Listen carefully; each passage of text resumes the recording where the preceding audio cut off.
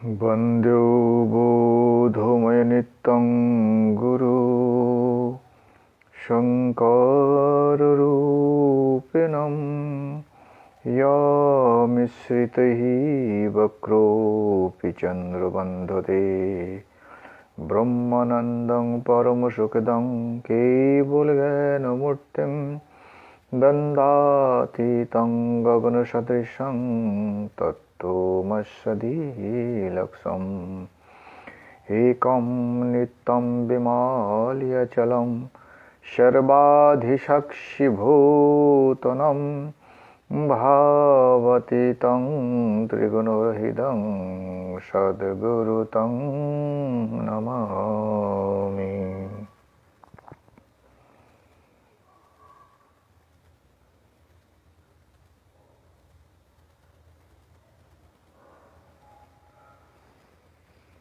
উপস্থিত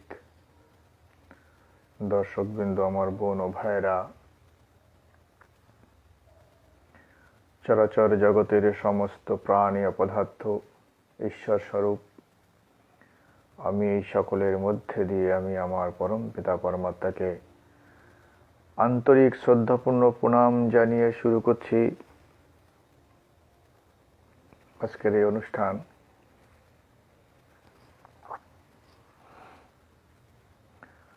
বিবেক বার্তার মধ্য দিয়ে আমরা সনাতন সত্য, সনাতন ধর্ম, মানব ধর্ম এবং সনাতন সত্য সমূহকে জনসমক্ষে ধরে তোলার চেষ্টা করছি। স্বামী বিবেকানন্দ চেয়েছিলেন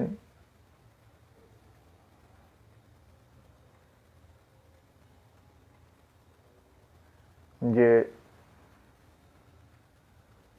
নিরপেক্ষ যে সত্য, বেদ বলতে যা বোঝায়, সনাতন ধর্ম বলতে যা বোঝায়, সেই ধর্মকে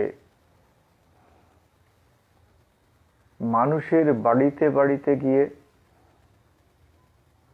জানানো, সেই ধর্মের শিক্ষা দেওয়া,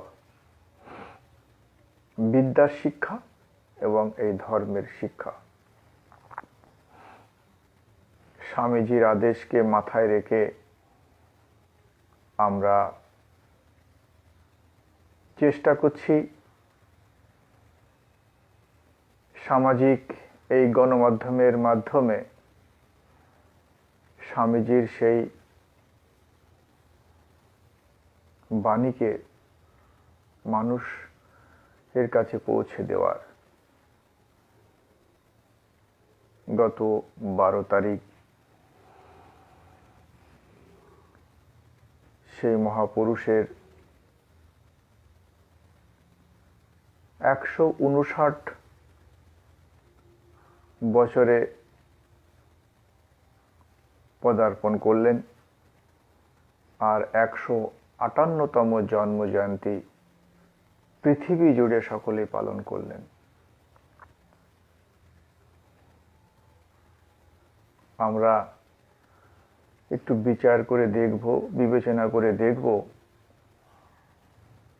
যে এই পৃথিবীতে বহু প্রাণী জন্মগ্রহণ করেন, আবার তারা প্রত্যেকেই মৃত্যুকেও লাভ করে। কিছু কিছু প্রাণী বা মানুষ তাদের জন্মদিনকে অনেক হৈ উল্লাসের মধ্য দিয়ে মানুষ তাদের জন্ম জয়ন্তীকে পালন করেন। কেন পালন করেন? শুধু কি মনোরঞ্জনের খাতিরে? না, আমাদেরকে বুঝতে হবে আমরা যে মহাপুরুষের জন্মদিন পালন করছি, সেই মানুষ সেই মহান পুরুষটি যতদিন এই ধরাধামে এই পৃথিবীতে ছিলেন, সশরীরে ছিলেন, তিনি এমন কিছু কর্ম করে গেছেন,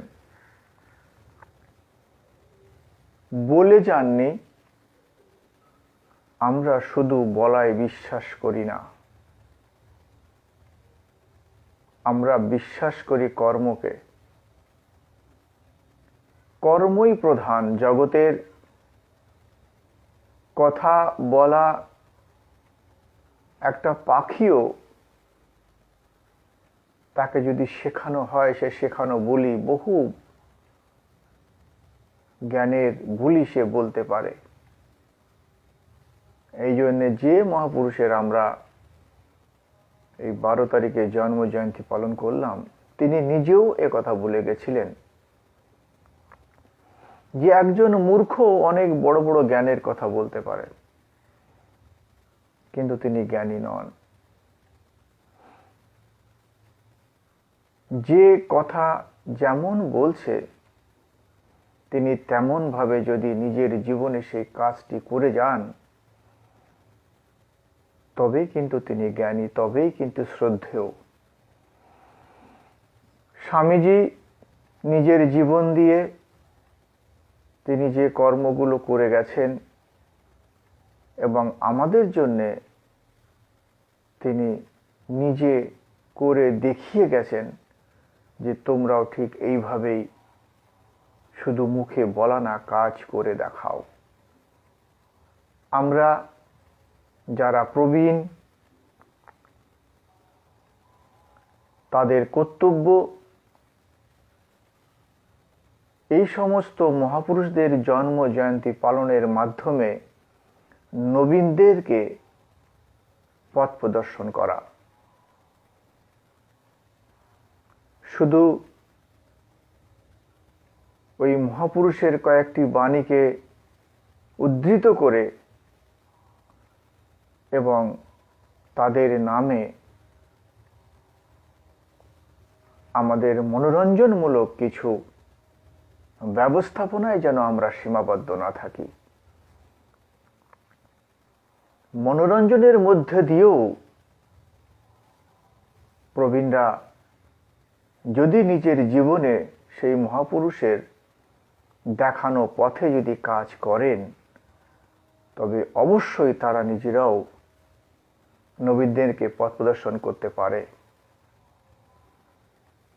কিন্তু আমি যদি কাজটি না করি, আমি যদি শুধু মুখে বলি, তো মানুষ আমার কথা কেন গ্রহণ করবে, কেন বিশ্বাস করবে? সেগুলো আমাদেরকে বুঝতে হবে। এই জন্য স্বামীজি বলেছিলেন, অমুক ঋষি এই কথা বলেছেন, শুধু এইটুকু বললে হবে না, তোমাকেও ঋষি হতে হবে। তোমাকে সেই সত্যকে উপলব্ধি করতে হবে। কিন্তু বর্তমান যুগের মানুষ স্বামীজির এই কথার যথার্থ না মর্যাদা রাখেন, না বোঝার চেষ্টা করেন, না অন্যকে বোঝান। আমরা বিবেক বার্তার মধ্য দিয়ে স্বামীজির সেই অমোঘ বাণী, যে বাণীর মধ্যে অমোঘ শক্তি লুকিয়ে আছে, সেই বাণীগুলোকে পুনরুদ্ধৃত করছি এবং আমি নিজের ব্যক্তিগত জীবনে সেগুলো উপলব্ধি করি এবং সেই মতো কাজ করার চেষ্টা করছি। গত দিনের বিবেক বার্তায় আমাদের স্বামীজির বাণীর প্রচার ছিল, আগে ছিল ধর্মের কুসংস্কার, আর এখন হয়েছে বিজ্ঞানের কুসংস্কার। আগেকার কুসংস্কারের ভিতর দিয়ে জীবনপ্রদ আধ্যাত্মিক ভাব আসত। আধুনিক কুসংস্কারের ভিতর দিয়ে কেবল কাম ও লোভ আসছে। সে কুসংস্কার ছিল ঈশ্বরের উপাসনালয়ে। ধর্মের কুসংস্কার ছিল ঈশ্বরের উপাসনা নিয়ে। আর আধুনিক কুসংস্কার অতি ঘৃণিত ধন, নামযশ বা ক্ষমতার উপাসনা, শুধু এই প্রভেদ।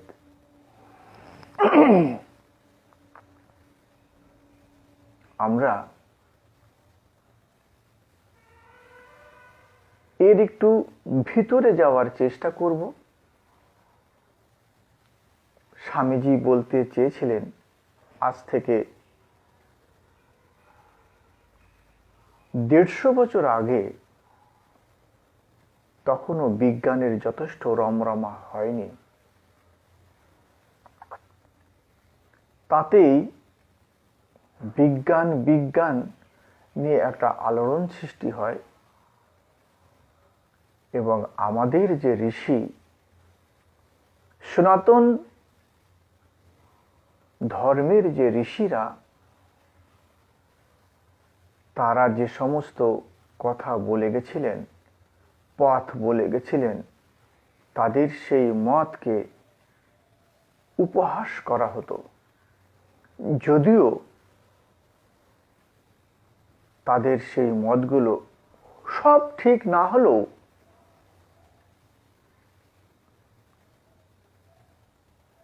99% সঠিক। মানুষ কালের বশে সেই সনাতন সত্যকে ধরে রাখার ক্ষমতা হারানোর ফলে পরবর্তী যুগে সেই সনাতন সত্যকে বিকৃত করে মানুষ নিজের মতমতো উত্থাপন করায় সঠিক পথ থেকে পথভ্রষ্ট হয়। সে কারণে মানুষ ধর্মের অনেক কিছু বিষয়কে উপহাস করত এবং কুসংস্কার বলে উড়িয়ে দিতেন। সে যুগেও স্বামীজি দেখেছিলেন যে ধর্মের মধ্যে যে কুসংস্কার আছে, সেই কুসংস্কারের মধ্যে দিয়ে মানুষ পবিত্রতার দিকে অগ্রসর হচ্ছে, ঈশ্বর উপাসনার দিকে অগ্রসর হচ্ছে। শান্তি, প্রত্যেকটা প্রাণী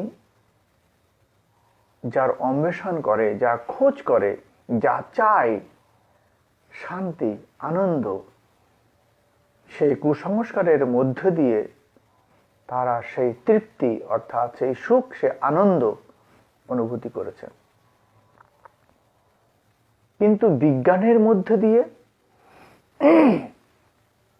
কি পেয়েছেন না, স্বামীজি তখনই লক্ষ্য করেছিলেন যে ঘৃণিত ধন, মানযশ আর ক্ষমতা আর কি না কাম বাসনা।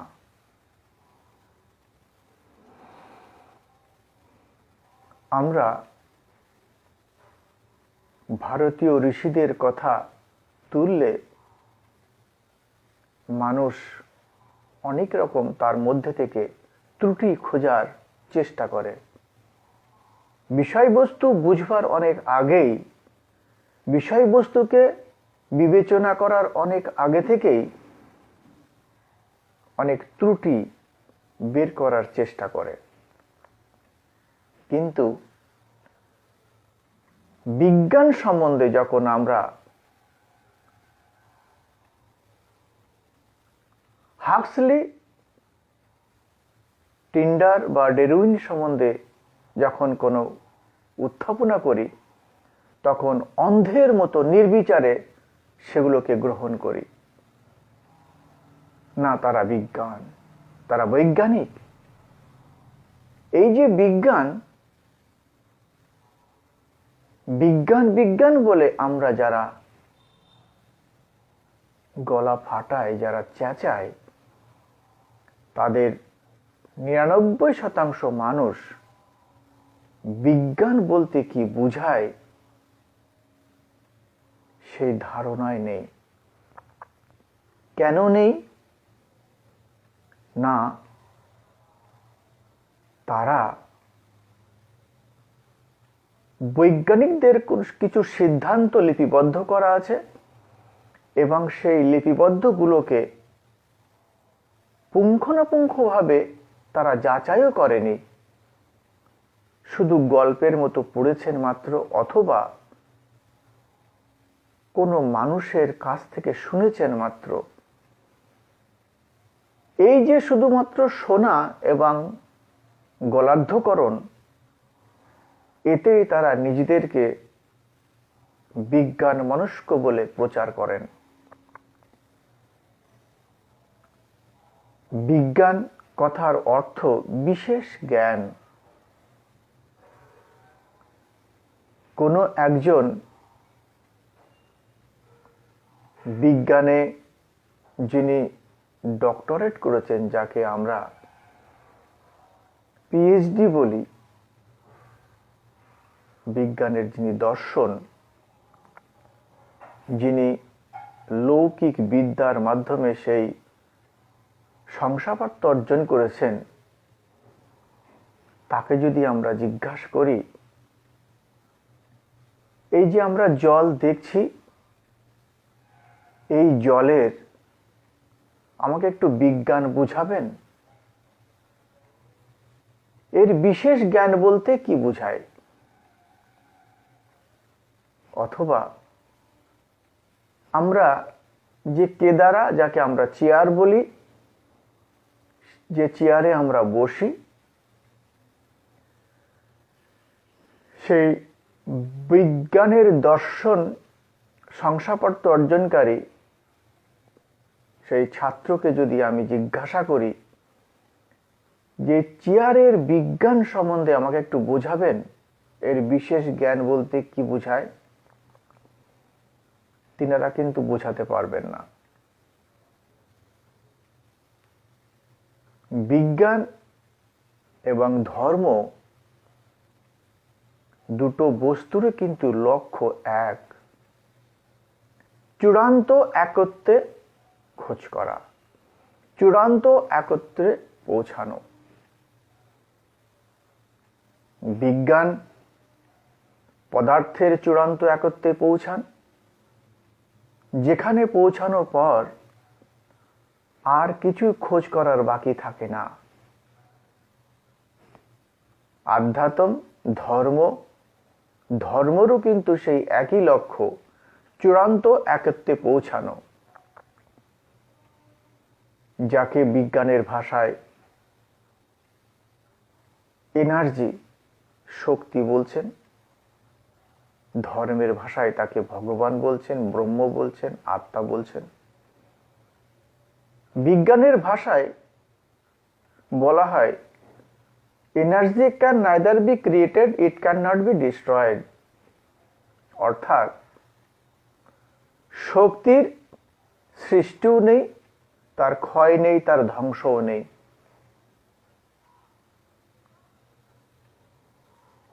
যার সৃষ্টি নেই, যার ধ্বংস নেই, যার জন্ম নেই, যার মৃত্যু নেই, এটা বিজ্ঞানের ভাষায় বলছেন। ধর্মের ভাষাও তাই বলছেন যে ঈশ্বর বলে যে বস্তু, যে পরমাত্মা বলে যে বস্তু আমরা যাকে জানি, তারও জন্ম নেই, মৃত্যু নেই, ক্ষয় নেই, বৃদ্ধি নেই। মূলত কিন্তু এক জায়গায়। কিন্তু যে বৈজ্ঞানিক, যারা সেই তত্ত্বকে বিশেষ পদ্ধতির মাধ্যমে বিশেষ বিচার বিশ্লেষণ করে যেখানে পৌঁছেছেন, তারা কিন্তু এটা খুব ভালো করে বোঝেন। কিন্তু যারা নিজেরাও কোনো পদ্ধতির মধ্য দিয়ে না গিয়েই, কোনো বিচার বিশ্লেষণ না করেই সামান্য কিছু তথ্যকে গলদ্ধকরণ করে নিজেদেরকে বৈজ্ঞানিক এবং কিছু ধার্মিক মানুষ নিজেদেরকে ধার্মিক বলে প্রচার করছেন, উভয়ই ভ্রান্ত। উভয়ই আপেক্ষিক সত্য এবং আংশিক সত্যকে প্রচার করছেন। যেখানে আমরা ছিলাম, যে ধর্মের মধ্য দিয়ে কিন্তু পবিত্রতা, ধর্মের কুসংস্কারের মধ্য দিয়ে মানুষ পবিত্রতার দিকে অগ্রসর হয়, আর বিজ্ঞানের কুসংস্কারের মধ্য দিয়ে মানুষ অপবিত্রতা, অসততার মধ্যে প্রবেশ করে। প্রাচীন যুগে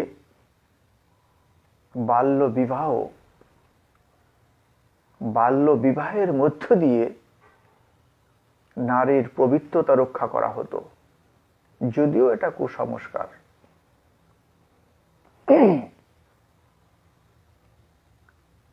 তবুও তার মধ্যে দিয়ে নারীর নারীত্বকে, পবিত্রতাকে রক্ষা করা যেত। সমাজের মধ্য থেকে ব্যভিচারিতা রক্ষা করা যেত। কিন্তু বর্তমান যুগে বিজ্ঞানের নাম নিয়ে নারীর স্বাধীনতার জন্যে বা নারীর স্বাধীনতাকে ধরে তুলে আমরা বর্তমান যুগে কি দেখতে পাচ্ছি? সমাজে ব্যভিচারিতার প্রচার প্রসার অধিক। নারীর নারীত্ব, সতীত্ব, পবিত্রতা তলানিতে ঠেকেছে। স্বামীজি বলেছিলেন যে নারীর শিক্ষার প্রয়োজন আছে, নারীর স্বাধীনতার প্রয়োজন আছে। কিন্তু তিনি এটাও বলেছিলেন যে নারীর শিক্ষার জন্য যদি তার লজ্জা এবং পবিত্রতাকে বিসর্জন দিয়ে শিক্ষা গ্রহণ করতে হয়, তো সেই শিক্ষা চুলোয় যাক। আমরা স্বামীজির একদিক লক্ষ্য করলাম, শিক্ষাটা নিলাম, কিন্তু তিনি যে সাথে সাথে এটাও বললেন যে শিক্ষার সঙ্গে সঙ্গে তার লজ্জা এবং পবিত্রতাকেও রক্ষা করতে হবে। সেদিকে কিন্তু আমাদের খেয়াল নেই। নারী তার যাবতীয় সমস্যা সে নিজে নিজে স্থির করবে এবং নিজে নিজেই তার বিচার করবেন। কিন্তু আমরা কি তা করতে দিচ্ছি? বিজ্ঞান কি সেই পথে নিয়ে যেতে পারছে? বিজ্ঞান আমাদেরকে সুখভোগের, ইন্দ্রিয়, মন এবং বুদ্ধির তৃপ্তির জন্য বহু প্রকারের ব্যবস্থা করছে। কেন না, প্রাণীর যে চূড়ান্ত খোঁজ সেটা হচ্ছে তাদের কি? সুখ, শান্তি, আনন্দ, স্বাধীন হতে চায়। কিন্তু বিজ্ঞানের এই ভাষা যে আমরা নিজের পায়ে দাঁড়াতে চাই, আমাদেরকে শিক্ষা অর্জন করতে হবে, কিন্তু প্রকারান্তে আমরা কোথায় গিয়ে দাঁড়াচ্ছি? না, চূড়ান্ত বন্ধনের মধ্যে অধীনস্থ। কার অধীনস্থ? নিজের অধীনস্থ এবং অপরের অধীনস্থ হচ্ছি। কিভাবে হচ্ছি? বর্তমান যুগে মানুষ শিক্ষা গ্রহণ করেন শুধু চাকরি পাওয়ার জন্যে। আমরা চাকরি করতে চাই।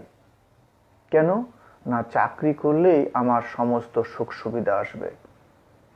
আমরা কি কখনো এই বিষয়ে বিচার করে দেখেছি যে চাকরি করতে গেলেই কিন্তু আমাকে কারো না কারোর অধীনে বশ্যতা স্বীকার করতে হচ্ছে? সেদিক কিন্তু আমাদের বিন্দুমাত্র খেয়াল নেই, অথচ আমরা নিজেদেরকে স্বাধীন বিজ্ঞান মনস্ক বলছি। এখানেই হচ্ছে বিজ্ঞানের কুসংস্কার। স্বাধীন, প্রকৃতই কি আমরা স্বাধীন? আমরা আমাদের ইন্দ্রিয়ের দাস, আমাদের মনের দাস, আমরা বুদ্ধির দাস। আধ্যাত্ম জগতে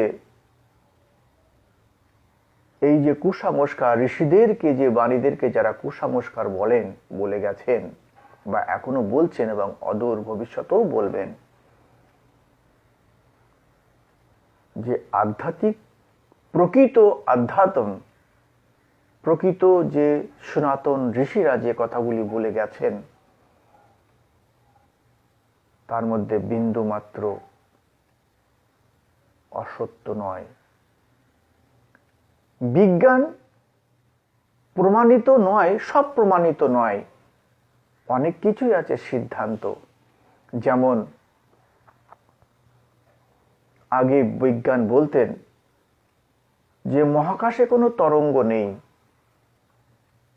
ঈশ্বর বলে কোনো বস্তু নেই, কিন্তু বর্তমান বিজ্ঞান বলছেন যে না, মহা আকাশেও তরঙ্গ আছে, তারা সেই তরঙ্গের খোঁজ পেয়েছেন।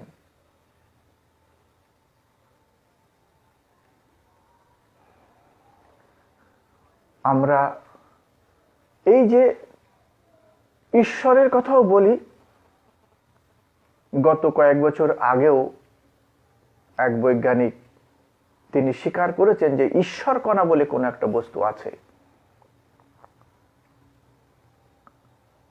ভারতের দুর্ভাগ্য,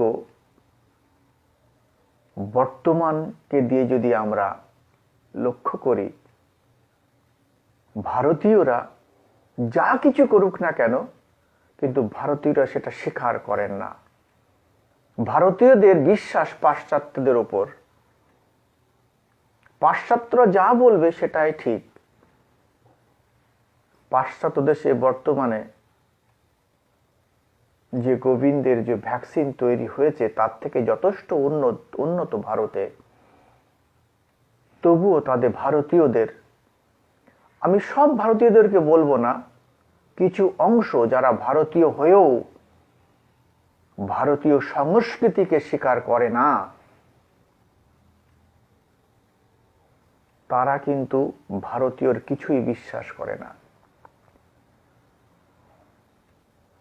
ভারতীয় ঋষিরা বলে গেছিলেন এই জগতে ঈশ্বর ওতপ্রোতভাবে জড়িত, কিন্তু পাশ্চাত্যের বৈজ্ঞানিকরা সেটা বিশ্বাস করেনি। গাছের মধ্যেও যে প্রাণ থাকতে পারে, ঈশ্বর থাকতে পারে, তারা সেটা বিশ্বাস করেনি। কিন্তু ভারতীয় এক ঋষি, এক বৈজ্ঞানিক আচার্য জগদীশচন্দ্র বসু, তিনি প্রমাণ করে গেছেন যে না, গাছের মধ্যেও প্রাণ আছে। যখন জগদীশচন্দ্র বসু বললেন তখন তার কথা কিন্তু মানুষ বিশ্বাস করেনি। যখন জগদীশচন্দ্র বসুর সেই তথ্যকে যখন পাশ্চাত্যদের স্বীকৃত দিল, তখন সেটাকে বিশ্বাস করেছে। এটাই হচ্ছে আধুনিক বিজ্ঞানের কুসংস্কার। স্বামী বিবেকানন্দ যে কথাটি তিনি পুরো ভারতবর্ষব্যাপী বলে গেলেন যে সনাতন সত্য যা নিরপেক্ষ সত্য, তার কথায় কেউ মান্যতা দেননি। এই কথাটি যখন তিনি চিকাগো ধর্ম মহাসভাতে গিয়ে বললেন এবং পাশ্চাত্য দেশ যখন সেটা স্বীকার করলেন, মেনে নিলেন, তখন কিন্তু পুরো পৃথিবী, ভারতবর্ষ তখন স্বামীজির কথা মেনে নিলেন। এতে কি আমরা এটা বুঝি না যে আমরা পাশ্চাত্যের অধীনস্থ, বশ্যতা স্বীকার করে বসে আছি? এটাই বিজ্ঞানের কুসংস্কার। ভারতবর্ষের প্রাচীন যে ঐতিহ্যগুলো আছে, যে সময়ের যে বিষয়, কুম্ভ মেলা, এই যে 14ই জানুয়ারি মকর সংক্রান্তি, এই যে 14 জানুয়ারিতেই মকর সংক্রান্তি কেন হয়? আজ থেকে 300 বছর আগে নাসা ছিল না, নাসার গঠনই হয়নি তখন। তাহলে এই যে সময়, জানুয়ারি মাসের 14 তারিখে সূর্য মকার বলে যে একটা রাশি আছে, সেই রাশিতে প্রবেশ করে, আর সূর্য দক্ষিণ মেরু থেকে উত্তর মেরু দিকে ঘুরে যায়। নাসা তো এখন এইটাকে বুঝছে, কিন্তু ভারতীয় যে সংস্কৃতি বহু হাজার কোটি বছর আগে থেকে এটা বয়ে আসছে। ভারতীয় ঋষিরা তারা কি বৈজ্ঞানিক নন? এটাই কুসংস্কার।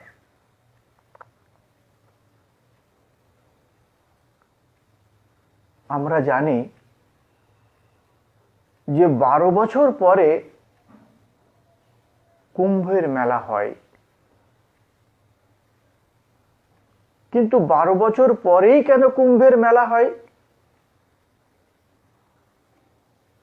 আবার কিছু পাশ্চাত্য ঘেঁষা মানুষ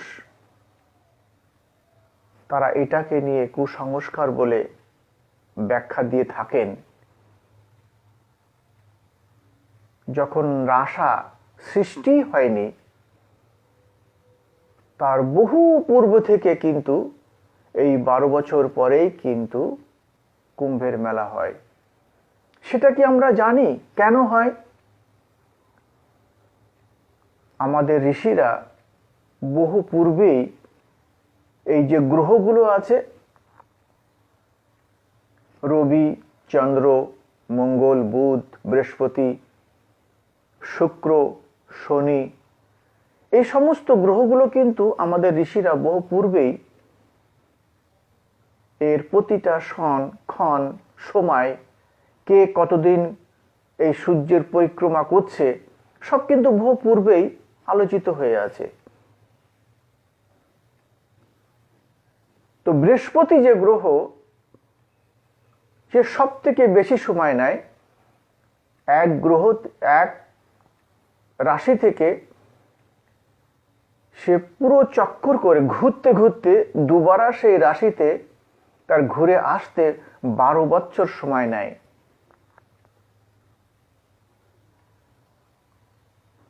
এই সূর্য বৃহস্পতি গ্রহ মকর রাশি থেকে বেরিয়ে আবার সমস্ত রাশি ঘুরতে ঘুরতে দুবারা এই মকর রাশিতে আসতে তার 12 বছর সময় লাগে। যখন বৃহস্পতি দুবারা এই মকর রাশিতে প্রবেশ করে, তখনই কুম্ভের মেলা হয়। সূর্যগ্রহণ, চন্দ্রগ্রহণ, অমাবস্যা, পূর্ণিমা, নাসা আজ থেকে 200 বছর আগে গঠিত হয়েছিল, এরই আশেপাশে। তখন থেকে তারা এই সময় নির্ধারিত করে থাকেন, জোয়ার ভাটা। কিন্তু ভারতীয় ঋষিরা বহু কাল পূর্বে এর প্রত্যেক সময় ক্ষণ নির্ধারিত করে রেখেছিলেন, এবং সেই হিসাবেই কিন্তু এখনো চলছে।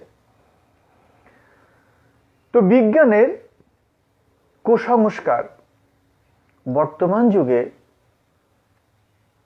পাশ্চাত্য দেশ এই যে ধন, নামযশ, ক্ষমতার অধিকারী, এই অধিকারের জন্যই কিন্তু আমরা বিজ্ঞানকে অপব্যবহার করছি। তার প্রত্যক্ষ নিদর্শন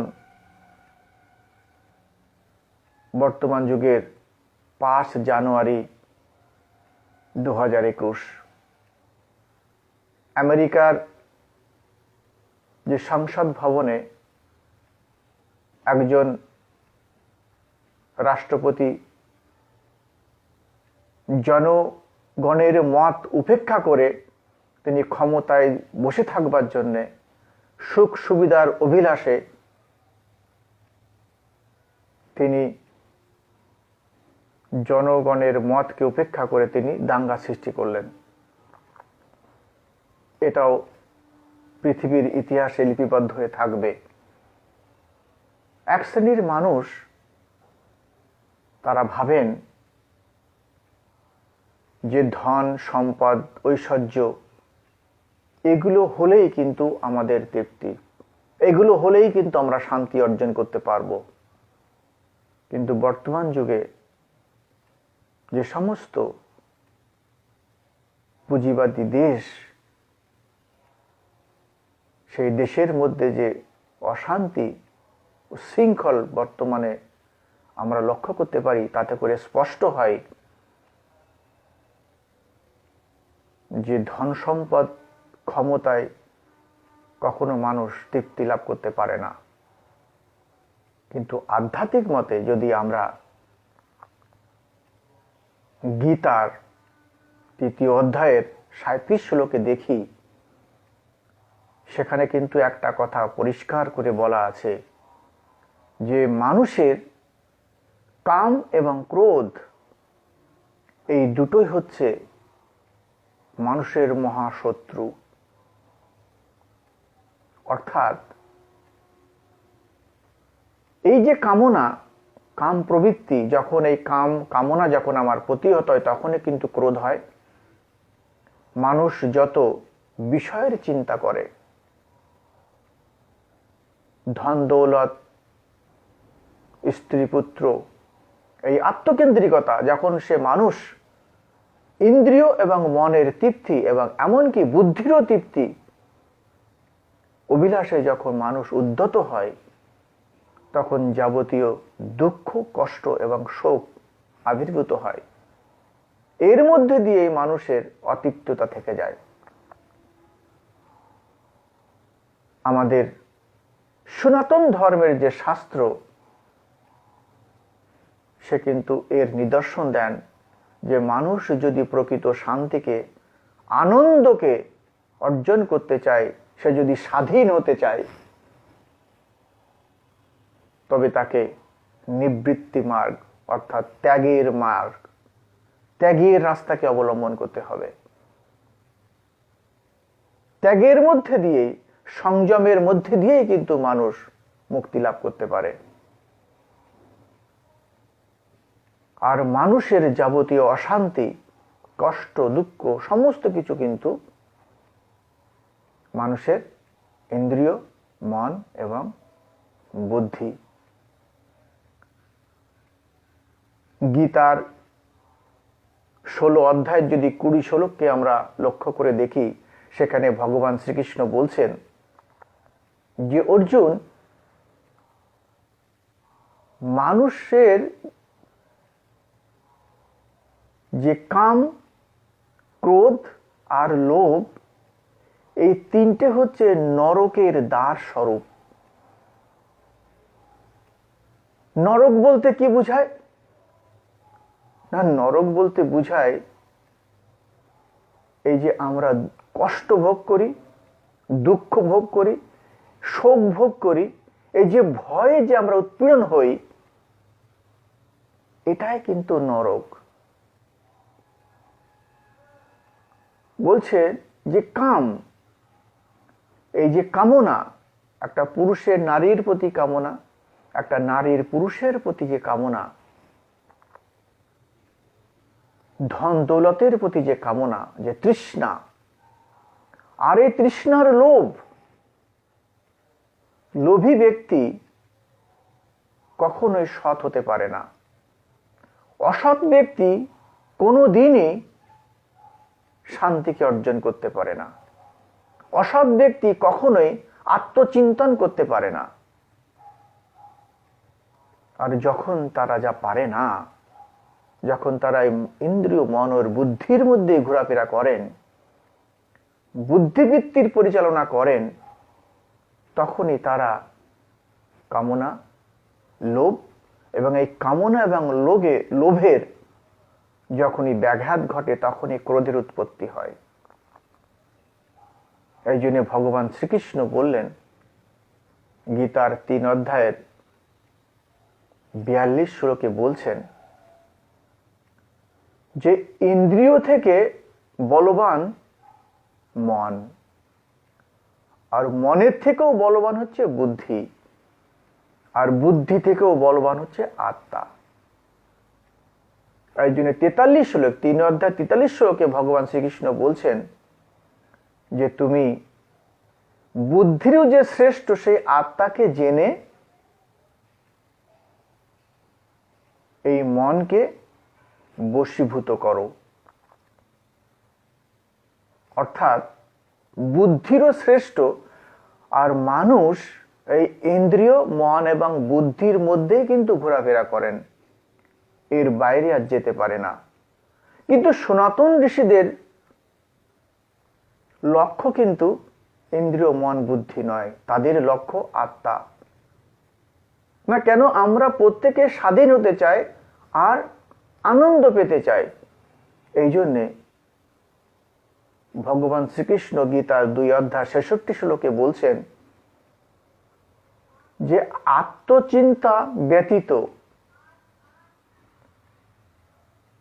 সংযম ব্যতীত আত্মচিন্তন হয় না। আর যারা আত্মচিন্তা করতে পারে না, আত্মচিন্তন বর্জিত মানুষ, তিনি সুখ অর্জন করতে পারেন না, শান্তিও অর্জন করতে পারে না। আর মানুষ শুধু আত্মার কথা শুনেছেন মাত্র,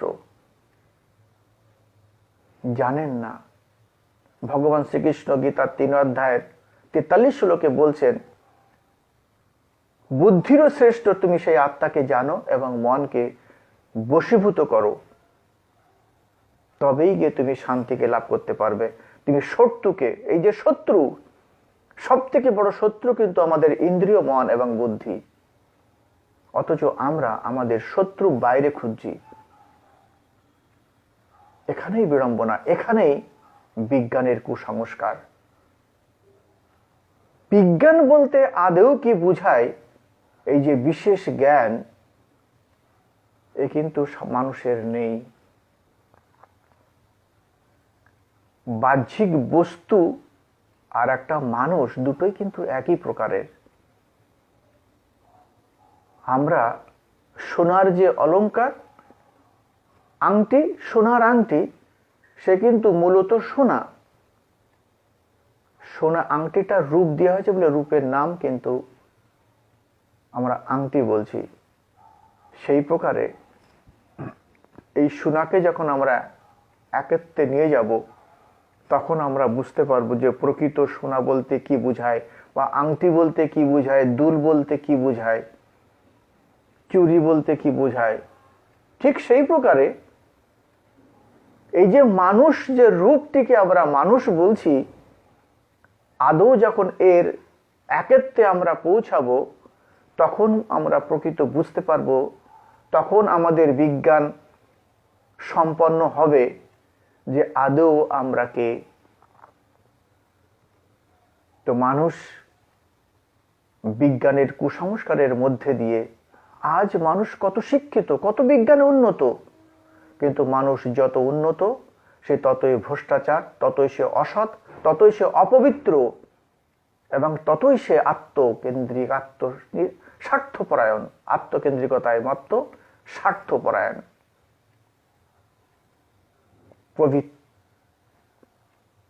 নিবৃত্তি মার্গ আর প্রবৃত্তি মার্গ। মানুষকে যদি প্রকৃতই শান্তিকে, আনন্দকে অর্জন করতে হয়, মানুষ যদি সত্যি স্বাধীন হতে চায়, সে নারী হোক আর পুরুষই হোক, সর্বাগ্রে তাদের ইন্দ্রিয়, মন এবং এই বুদ্ধি থেকে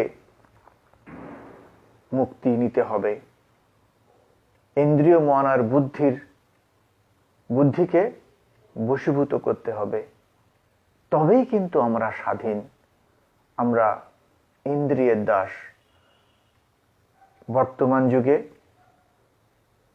নারী পুরুষের যে সমানতা, দুজনা সমান সমান, নারীর শিক্ষা, আমরা নারীকে শিক্ষা না, আমরা শিক্ষা দিতে পারিনি, আমরা অশিক্ষায় ভরে তুলেছি। এই শিক্ষার মধ্য দিয়ে আমরা ইন্দ্রিয় তৃপ্তির জন্য ছটফট করছি এবং অপবিত্রতার দিকে আমরা এগিয়ে যাচ্ছি। কিন্তু ভারতীয় যে ঋষিরা, তেনারা বলে গেছেন যে পবিত্রতাই কিন্তু জীবনী শক্তি। আমার মধ্যে যদি পবিত্রতা না থাকে, আমরা কোনোদিন সেই শান্তিকে অর্জন করতে পারবো না। এবং স্বামীজি কথা দৃঢ় কণ্ঠে বলে গেলেন, যদি তোমার মধ্যে সততা, পবিত্রতা আর নিঃস্বার্থপরতা থাকে, তো জগতের কোনো শক্তিই তোমাকে পরাভূত করতে পারবে না। পুরো ব্রহ্মাণ্ড যদি একদিকে হয়ে যায়, তবুও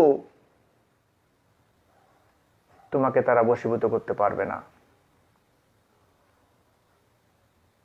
তো আমি আমার বোন ও ভাইদেরকে বলবো, সত্যিই যদি বিজ্ঞান আমাদেরকে বুঝতে হয়, তবে ভারতীয় ঋষিদের, ভারতীয় সংস্কৃত যে সনাতন যে সত্য, সেই সনাতন সত্য সমূহকে বুঝতে হবে এবং তাকে জীবনে আত্মসাৎ করতে হবে।